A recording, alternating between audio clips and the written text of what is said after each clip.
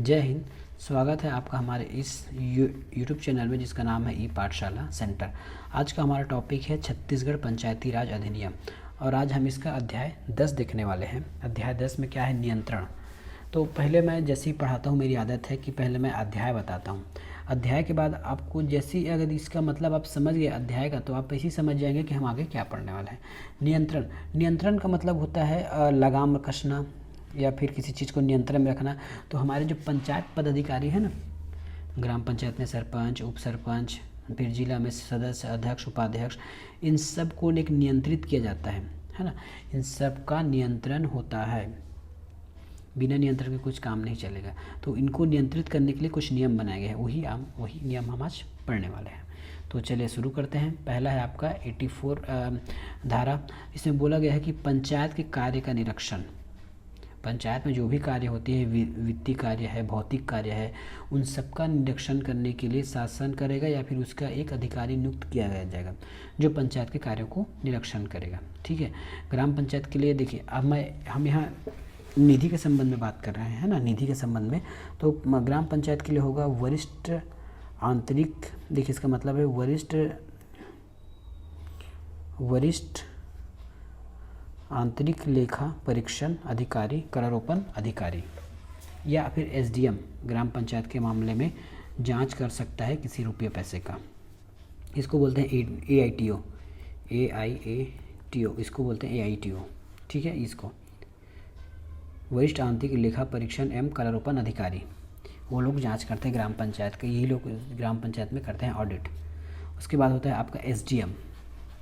ठीक है, ये ग्राम पंचायत की जांच कर सकता है। दूसरा है जिला जनपद के लिए आपका आयुक्त और संचालक पंचायत, ये ग्राम पंचायत को कार्यों का निरीक्षण कर सकता है, साथ में कलेक्टर भी। वैसे इसमें लिखा नहीं है लेकिन कलेक्टर ही करता है सब कुछ। चलिए,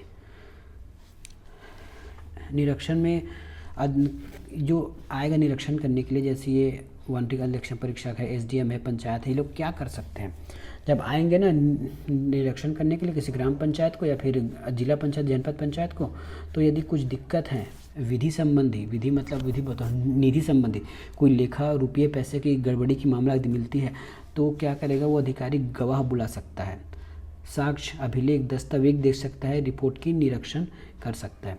यदि क्वेश्चन में ऐसा आए तो आपको ये याद रहना चाहिए कि कोई निरीक्षण में तो कोई अधिकारी आता है, वो अधिकारी आ गया, वो गवाह बुला सकता है, उसके संबंध में साक्ष्य मंगवा सकता है, अभिलेख, दस्तावेज देख सकता है और रिपोर्ट की निरीक्षण कर सकता है। अधिकारी का ये अधिकार है।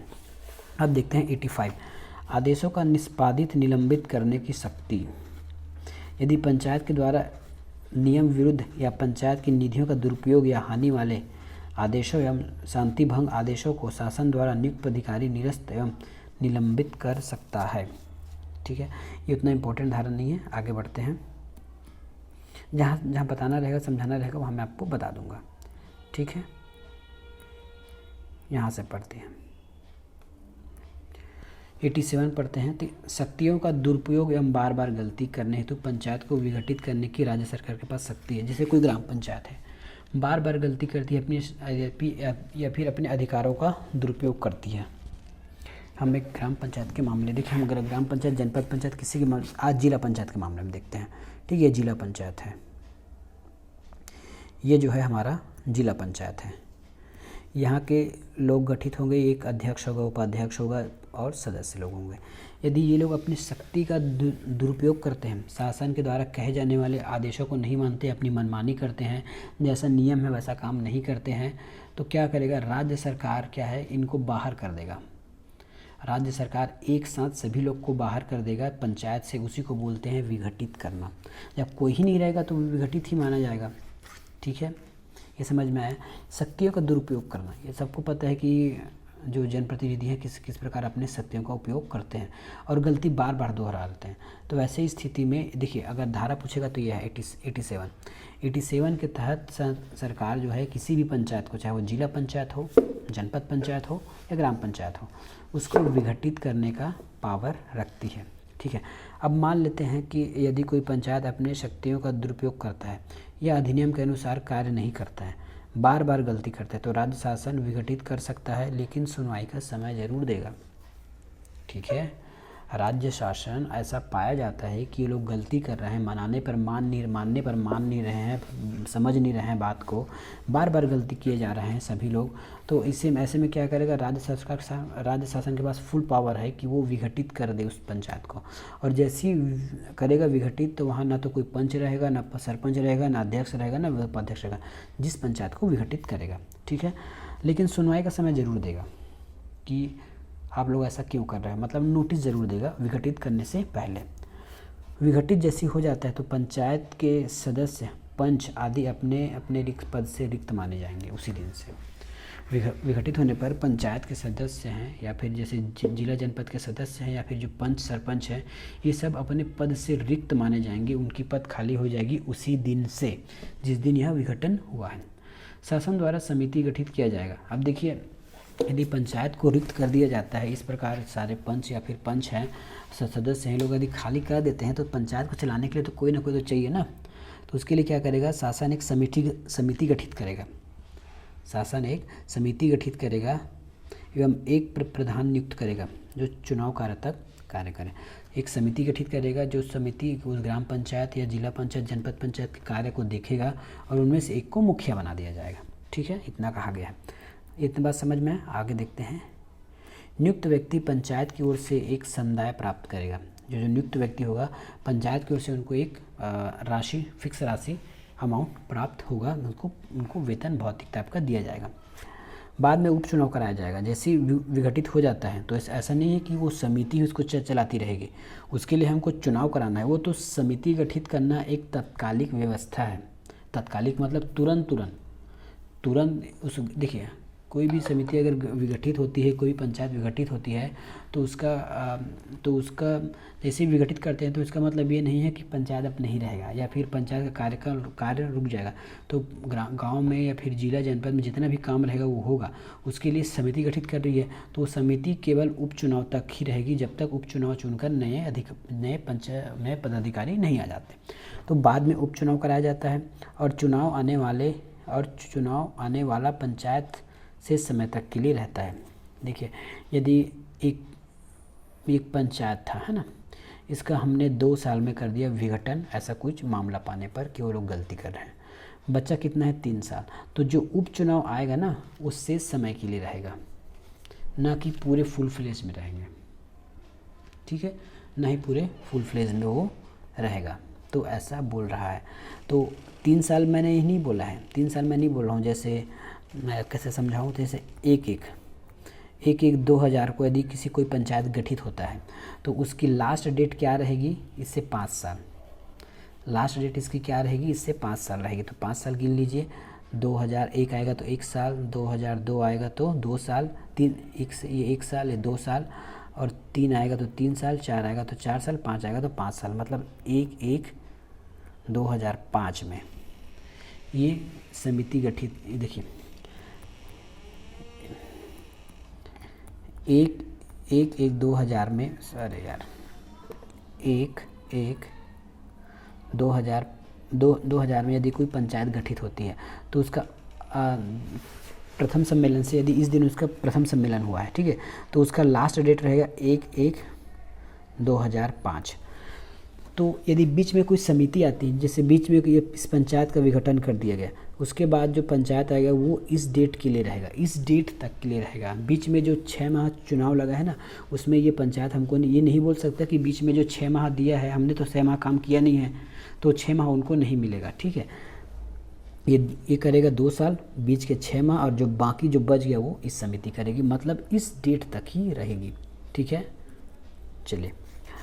लेकिन 6 माह से कम होने पर उपचुनाव नहीं किया जा सकता। जैसे अगर 6 माह बचा है मुख्य चुनाव को तो चुनाव नहीं किया जाएगा, वही समितियां मुख्य चुनाव तक कार्य संभालेगी। विघटन करने की शक्ति किसके पास है, तो ये देख लीजिए। ग्राम पंचायत होती है का है संचालक पंचायत। देखिए, सभी के लिए संचालक पंचायत है, ग्राम पंचायत, जनपद पंचायत और जिला पंचायत, सभी के लिए संचालक पंचायत ही सबको विघटित करने का पावर रखता है। ठीक है, अब देखते हैं 88 धारा। पंचायतों के कार्यकलापों की जांच राज्य सरकार समय समय पर अधिकारी नियुक्त करके करेगी। ठीक है। कार्यकलापों मतलब वहाँ कैसा काम किया जा रहा है, क्या काम हो रहा है, इन सब की जांच के लिए राज्य सरकार अधिकारी नियुक्त करती है और कर सकती है। कलेक्टर द्वारा पंचायत की जांच हेतु द्वितीय श्रेणी तथा उसके ऊपर के अधिकारी नियुक्त किया जाता है। वहाँ हमने क्या देखा था, निधियों की जांच, पैसों की जांच, या हम सिंपल कार्यकलाप देख रहे हैं कि क्या कार्य पंचायत को सौंपा गया था और वो हुआ है कि नहीं हुआ है, उसकी जांच के लिए राज्य सरकार विहित प्राधिकारी तय करेगी, वो सब जांच करेगी। आगे देखते हैं 89 धारा है, हानि दुरुपयोग के लिए पंचों आदि का दायित्व किसी सदस्य द्वारा क्षति होने, दुरुपयोग होने पर उसको भुगतान करना होगा। यदि जिला पंचायत है, यदि जिला पंचायत के किसी भी संपत्ति जैसे एसी, फ्रिज, टीवी, गाड़ी जो भी है, जो भी उस जिला पंचायत में है, यदि वो किसी पंचायत प्रतिनिधि के द्वारा हानि होती है उसको या फिर उसका दुरुपयोग होता है, टूटता है, फूटता है, मतलब किसी भी सरकारी सामान को यदि कोई जनप्रतिनिधि के द्वारा ही अगर हानि पहुंचाई जाती है तो उसको भुगतान करना अनिवार्य है। नहीं करने पर कार्यवाही हो जाएगी, ठीक है, नहीं करने पर कार्रवाई हो जाएगी, लेकिन ऐसा होता कुछ नहीं है, ये केवल लिखने की बातें हैं। प्राधिकारी होगा कलेक्टर और अतिरिक्त कलेक्टर, ठीक है। मैं पूरा इसलिए पढ़ा रहा हूँ क्योंकि क्वेश्चन कहीं से पूछ देगा इसलिए, ठीक है। अब देखते हैं धारा 90, पंचायत के मध्य विवाद का निपटारा। जैसे दो पंचायत हैं, जिला, जनपद या ग्राम पंचायत, या फिर दो अलग अलग ग्राम पंचायत, दो अलग अलग जिला पंचायत, तब की स्थिति में क्या होगा, दो या दो से अधिक पंचायतों के मध्य विवाद का राज्य सरकार द्वारा निपटारा किया जाता है। अगर ये क्वेश्चन आया है पिछले बार, देखिए यदि ये क्वेश्चन आया है पिछले बार, पिछले कुछ सालों में क्वेश्चन पूछा गया है कि पंचायतों के मध्य विवाद का निपटारा होता है तो कौन करेगा, तो उसके लिए राज्य सरकार। लेकिन विवाद छावनी बोर्ड के मध्य है तो केंद्र सरकार में अनुमोदन लेना जरूरी है। यदि एक पंचायत, जिला पंचायत है और उसका विवाद हो गया छावनी बोर्ड के साथ, एक पंचायत है, राज्य पंचायत है, जिला पंचायत, और उसका विवाद हो गया आपके छावनी बोर्ड के साथ, तो केंद्र सरकार का जब तक अनुमोदन नहीं आएगा, केंद्र सरकार का जब तक अनुमोदन नहीं होता तब तक उसमें राज्य सरकार अकेले उस पर निर्णय नहीं लेगा, ठीक है। अब देखते हैं 91 अपील और पुनरीक्षण आदेशों की कार्यवाही, अपीलम मुद्रीकरण, ये कोई इंपॉर्टेंट नहीं है, ठीक है। देखते हैं अभिलेख और वस्तुएं पास कराने तथा धन वसूलने की शक्ति। यदि कोई देख मैं पढ़ता हूँ फिर आपको समझा देता हूँ। यदि कोई पंचायत का सदस्य कोई लेख या धन वापस नहीं करता है तो विहित प्राधिकारी द्वारा नोटिस जारी किया जा सकता है, उसके पास कार्रवाई की जाएगी, ठीक है। अब देखिए ये बहुत बड़ा पॉइंट है, भला इसको लोग नहीं मानते हैं। जैसे कोई सरपंच है, उसके पास कोई सरकारी सामान है, वो सरपंच है और उसके पास कोई सरकारी सामान है और पंचों ने या फिर गांव वालों ने उसके ऊपर क्लेम कर दिया या फिर उसके ऊपर उसके खिलाफ़ कोई कार्रवाई शुरू करा दी कि ये सरपंच है और जितने भी ग्राम पंचायत में टेबल, कुर्सी, चटाई आती सब अपने घर लेके रखा है और वापस कर नहीं रहा है मांगने पर, ठीक है। यदि इस प्रकार से कोई उनके खिलाफ़ कोई आपत्ति आता है, मुकदमा जारी होता है, तो क्या करेगा विहित प्राधिकारी, उसको पहले नोटिस जारी करेगा, भैया जो तुम दिए हो, जो तुम सरकारी संपत्ति रखे हो वो आप सरकार को वापस करो, उस पंचायत को वापस करो, उस पंचायत में ला के रखो। यदि वो नहीं मानता है तो उस पर कार्रवाई की जाएगी और वो यदि वो सही पाया गया तो वो 6 वर्ष तक आगामी चुनाव या फिर 6 वर्ष तक, देखिए इसमें आगामी चुनाव की बात नहीं की गई है, इसमें बस इतना कहा गया कि आगामी मतलब कार्रवाई होने पर 6 वर्ष तक पंचायत के सदस्य होने के पात्र नहीं होगा। इसका मतलब आप समझते हैं, यदि वो पास हो गया तो जिस दिन से उसके नाम से आदेश निकलेगा कि आपने गलत किया है, जिस दिन से वो दोषी साबित होगा उस दिन से 6 वर्ष तक वो चुनाव नहीं लड़ पाएगा। मतलब ये तो पंचवर्षीय गया, उसका आने वाला पंचवर्षीय भी उसका चला जाएगा, ठीक है।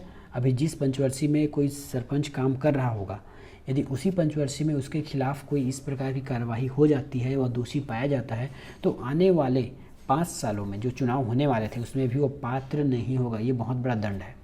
लेकिन गांव वालों ऐसे, लेकिन देखिए हमारी सबसे बड़ी विडंबना ये है कि गांव वालों को उनका अधिकार ही नहीं पता है कि उनके पास क्या अधिकार है। लेकिन मैं एक ऐसा वीडियो सीरीज़ लाने वाला हूँ जिसमें मैं केवल ग्राम वालों को ही टारगेट करते हुए, मतलब उसमें कोई कंपटीशन एग्ज़ाम की बात नहीं होगी, वैसे वो काम तो आएगा उसका, लेकिन वो केवल ग्राम पंचायतों के लिए रहेगी। ग्राम के जो लोग रहते हैं उनको मैं जगाना चाहता हूँ, तो उसके लिए बनाऊँगा वीडियो में, ठीक है। देखते हैं नेक्स्ट आगे।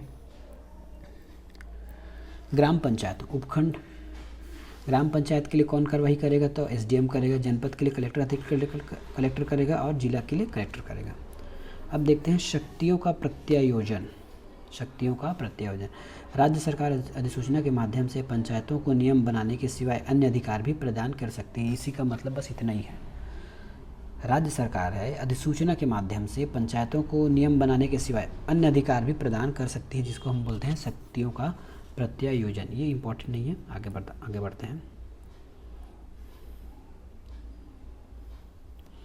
चलिए, ये आपका यहाँ पे ख़त्म हो जाता है आपके नियंत्रण वाला पार्ट। मिलेंगे अब इसके बाद नेक्स्ट वीडियो में। देख लेते इसमें कुछ छूटा तो नहीं है आपका, है ना, कुछ छूटा तो नहीं है इस नियंत्रण वाले पार्ट में। इस नियंत्रण वाले पार्ट में फिलहाल आपका कुछ नहीं छूटा है, आपको जितना था उतना पढ़ा दिया गया है। ठीक है, इस नियंत्रण वाले पार्ट में जितना था आपको पढ़ा दिया गया है। मिलेंगे नेक्स्ट वीडियो में। धन्यवाद।